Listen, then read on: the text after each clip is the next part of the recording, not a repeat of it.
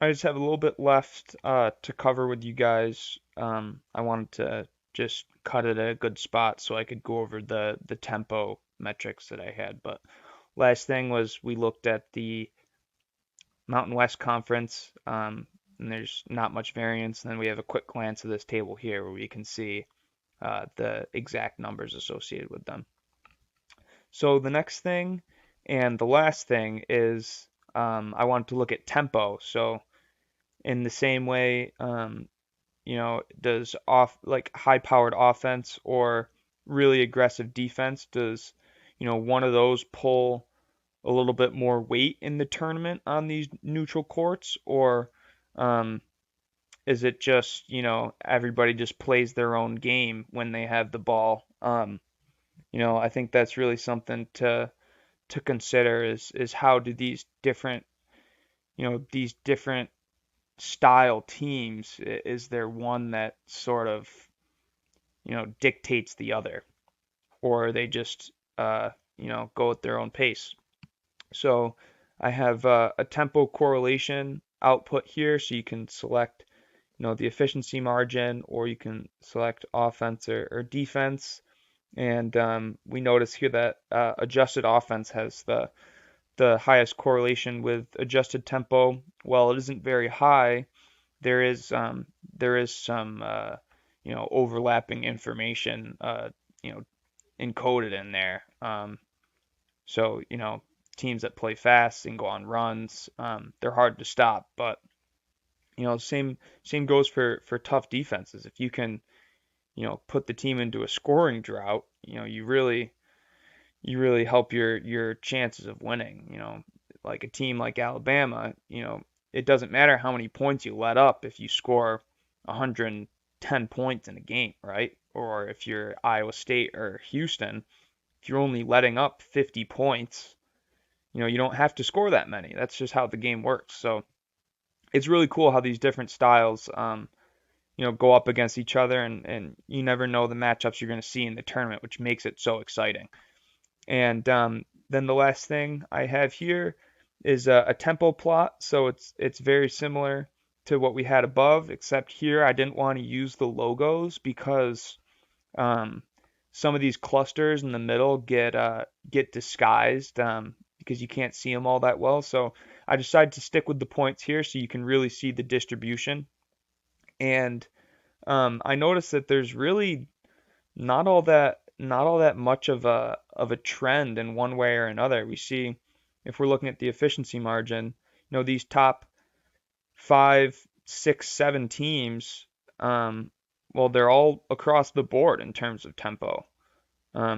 These two teams don't play particularly fast, and then these teams do. So, and then, the rest of the group here is sort of, centered in the middle between 66 and 68.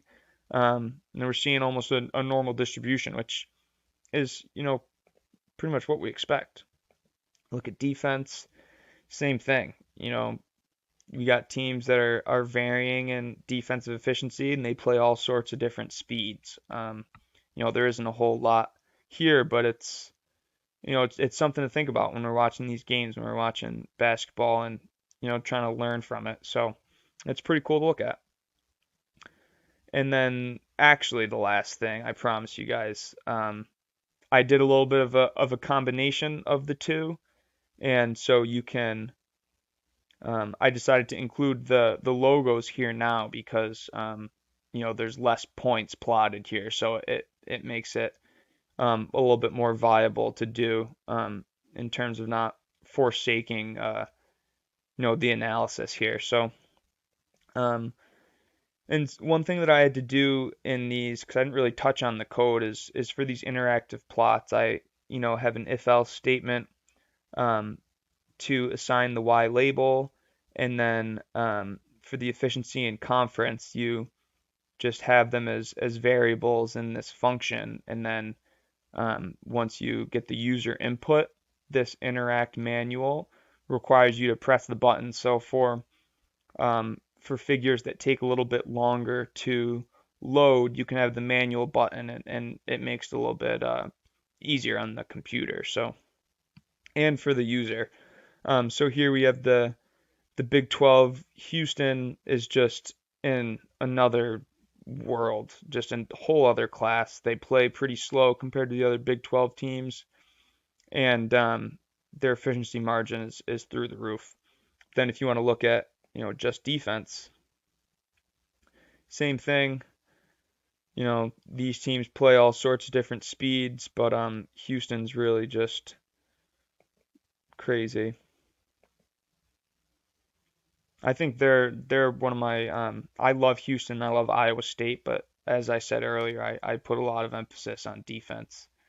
And then here we have offensive efficiency and tempo. So, I don't love a team like Baylor who, as we saw above, they're got a high-powered offense, but I don't know if their defense is enough to keep them in games when they're playing. Um, I feel like they rely on the momentum of the home court, and I feel like, most college basketball teams do. So again, it's really fun to think about these things when we're getting excited for these conference tournaments and March Madness. So let's just take a look at the Big East too.